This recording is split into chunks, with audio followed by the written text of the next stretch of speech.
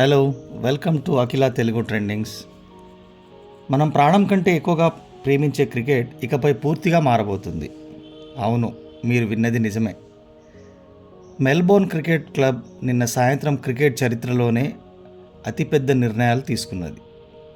October 2026 నుండి మనం చూసే క్రికెట్ రూల్స్ వేరేలా ఉండబోతున్నాయి. అవేంటంటే ఏంటో తెలిస్తే మీరు ఖచ్చితంగా ఆశ్చర్యపోతారు. ఈ వీడియోని చివరి వరకు చూడండి, ఎందుకంటే చివరిలో చెప్పే డెడ్ బాల్ రూల్ గేమ్స్ మొత్తాన్ని మార్చేస్తుంది. అయితే మనం ఇప్పుడు మొదటి రూల్ గురించి తెలుసుకుందాం. Deliberate short run. గతంలో బ్యాటర్లు కావాలని క్రీజును తాకకుండా రన్ తీస్తే ఆ రన్ కౌంట్ అయ్యేది కాదు. కానీ ఇప్పుడు రూల్ బాగా కఠినంగా చేశారు. బ్యాటర్ కావాలని షార్ట్ రన్ తీస్తే ప్రత్యర్థి జట్టుకు 5 పెనాల్టీ పరుగులు ఇస్తారు. అంతేకాదు, నెక్స్ట్ బంతిని ఎవరు ఫేస్ చేయాలో కూడా ఆపోజిషన్ టీంలో ఉన్న ఫీల్డింగ్ కెప్టెన్ నిర్ణయిస్తారు.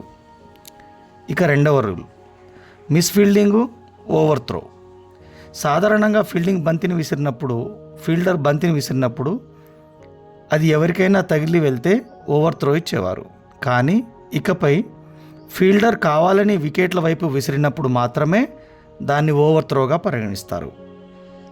అనుకోకుండా బంతి ఫీల్డర్ చేతికి తగిలి దొర్లితే అది కేవలం మిస్ ఫీల్డింగ్ మాత్రమే.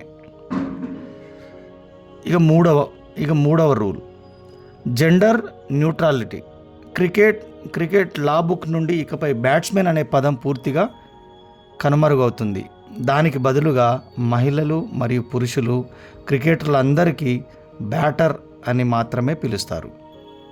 ఇక 4వ rule, test cricket last over. Test మ్యాచ్లలో ఆ రోజు ఆట ముగిసే సమయంలో, అంటే లాస్ట్ ఓవర్ వేస్తున్నప్పుడు ఒకవేళ వికెట్ పడితే వెంటనే ఆట ఆపేసేవారు. కానీ కొత్త నిబంధన ప్రకారం వికెట్ పడినా సరే ఆ ఓవర్లో మిగిలిన బంతులన్నీ ఖచ్చితంగా పూర్తి చేయాలి. దీనివల్ల బౌలింగ్ టీంకు మరో వికెట్ తీసే అవకాశం పెరుగుతుంది కదా. ఇక 5వ రూల్, అంపైర్ అథారిటీ. మైదానంలో బంతి ఎప్పుడు డెడ్ బాల్ అవుతుందో నిర్ణయించే పూర్తి అధికారం ఇప్పుడు అంపైర్లకు ఇచ్చారు. బంతి ఫీల్డర్ చేతుల్లో ఉన్నా లేదా నేలపై నిశ్చలంగా ఉన్నా అంపైర్ తన విచక్షణతో దాన్ని డెడ్ బాల్గా ప్రకటించవచ్చు.